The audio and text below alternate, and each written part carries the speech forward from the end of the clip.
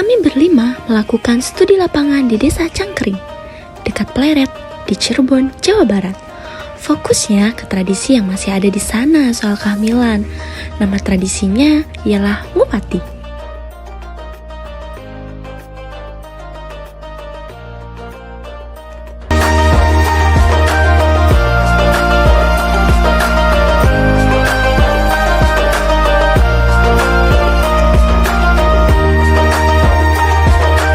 Untuk dapetin datanya, kami mewawancarai beberapa orang dan juga langsung lihat situasinya di desa.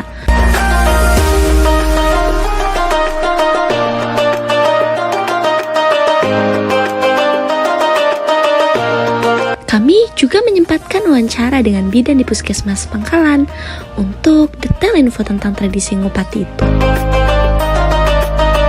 Desa Cangkring di Kecamatan Pleret, Kabupaten Cirebon mempunyai luas sekitar 1,59 km per hektar dan berbatasan dengan desa-desa lain. Di Desa Cangkring ada 4 pabrik besar yang biasa mengolah barang-barang dari karet. Orang-orang di desa itu kebanyakan petani karena banyak lahan pertanian dan luas.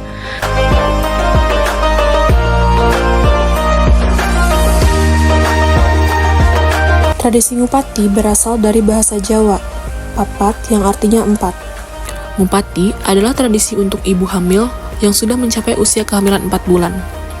Ini melambangkan bahwa bayi telah mencapai tahap keempat dalam proses penciptaan manusia. Pada usia ini, terjadi perkembangan yang signifikan pada bayi, seperti detak jantung yang mulai terdengar dan perubahan fisik lainnya. Langkah pertama yang ibu hamil lakukan untuk melakukan tradisi Ngupati adalah memeriksakan kehamilannya ke bidan atau ke puskesmas. Tujuannya untuk memastikan bahwa kehamilannya sudah mencapai usia 4 bulan. Selanjutnya, pada tradisi Ngupati, prosesi pertama adalah pembuatan ketupat. Pembuatan ketupat ini dilakukan oleh keluarganya. Ketupat di sini jika dilihat dari aspek wujud kebudayaan termasuk ke dalam wujud artefak atau berupa benda. Untuk menu ketupatnya sendiri sesuai selera, misalnya ingin menggunakan sayur atau bahan pelengkap lainnya. Ada juga pembacaan 7 surat Al-Quran yang tujuannya untuk menjaga kesehatan dan mengharapkan keselamatan bagi janin. Menurutnya, saat usia janin mencapai 4 bulan, diyakini bahwa Allah Subhanahu wa Ta'ala sudah meniupkan ruh ke dalam janin. Adapun pengertian lain tradisi Ngupati berasal dari kata papat, kupat, ngupati, yang artinya ketupat memiliki 4 sisi, 4 arah, dan 4 penjuru. Angka 4 di sini melambangkan keempat aspek penting, spiritual, mental, intelektual, dan keterampilan yang diharapkan bisa dimiliki oleh janin yang dikandung.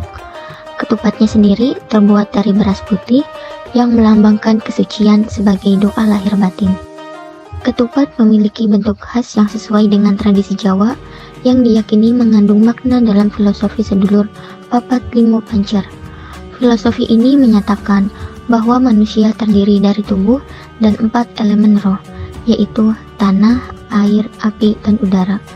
Setiap elemen tersebut memiliki arah tertentu dan pusat di tengah sebagai penunjuk arah. Konsep ini sering dihubungkan dengan 4 arah mata angin dan pusatnya, yang melambangkan kompas dalam kehidupan sehari-hari. Ketupat dibuat dengan janur atau daun pohon kelapa muda. Orang Jawa percaya bahwa janur berasal dari kata Arab ja'a'an nur, yang artinya cahaya sejati. Dalam tradisi kehamilan, khususnya pada bulan keempat, ini dianggap sebagai langkah menuju keberuntungan dan mendapat restu dari Allah Subhanahu wa Ta'ala. Telur rebus dan urap sayur sering disajikan bersama ketupat. Telur dalam tradisi Jawa melambangkan harapan dan ketakwaan, sedangkan urap sayur melambangkan perlindungan, kedamaian, pertumbuhan, dan kesejahteraan keluarga. Berikutnya adalah pembacaan 7 surat. Kemudian kita mengajak kerabat dekat dan warga sekitar untuk ikut dalam acara dengan membaca doa dari 7 surat Al-Quran yang dipimpin oleh tokoh agama desa. Bacaan doa ini adalah bagian dari budaya dalam wujud sosiofek berupa perilaku. Pada tradisi Ngupati, ada 7 surat di Al-Quran yang dibacakan. Yang pertama yaitu surah Yusuf untuk berharap janin tampak tampan seperti Nabi Yusuf. Kedua yaitu surat Maryam agar anak tampak cantik dan hatinya bersih seperti Siti Maryam. Ketiga, surat Ar-Rahman untuk berharap anak menjadi penyayang. Keempat adalah surat Al-Waqi'ah dengan tujuan agar anak dapat mendapatkan rezeki yang cukup. Yang kelima, surat Al-Kahfi dengan harapan anak menjadi pemimpin yang hebat.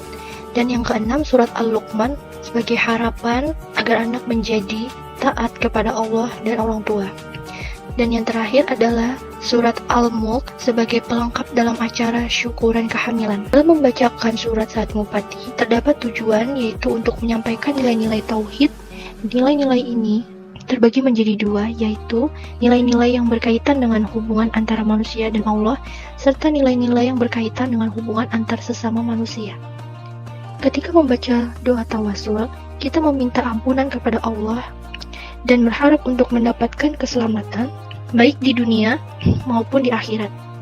Sedangkan nilai-nilai insaniyah muncul ketika kita menjalani silaturahmi dengan keluarga dan kerabat untuk mempererat ikatan persaudaraan dan menciptakan kebahagiaan bersama.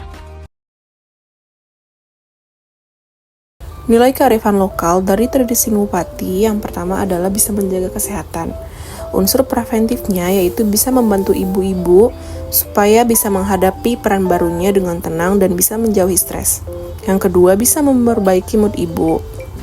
Karena tradisi ngupati membuat suasana hati ibu hamil menjadi lebih baik karena merasa dihargai dan diperhatikan. Ibu hamil, terutama ibu primigravida atau ibu yang baru pertama kali mengalami hamil, cenderung ingin diperhatikan lebih oleh orang di sekitarnya. Dan tahu nggak sih, kalau penyebab kematian ibu itu ternyata salah satunya karena depresi pasca melahirkan.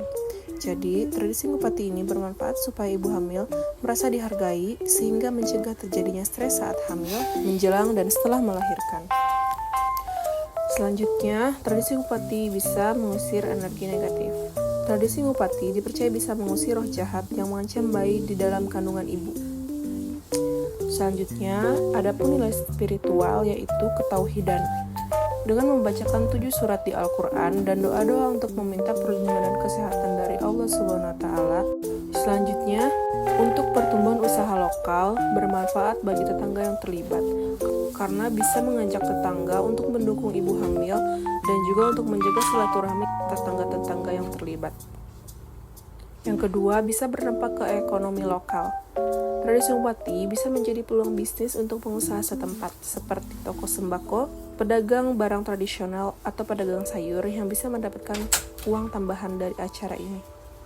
Yang terakhir adalah nilai sosial.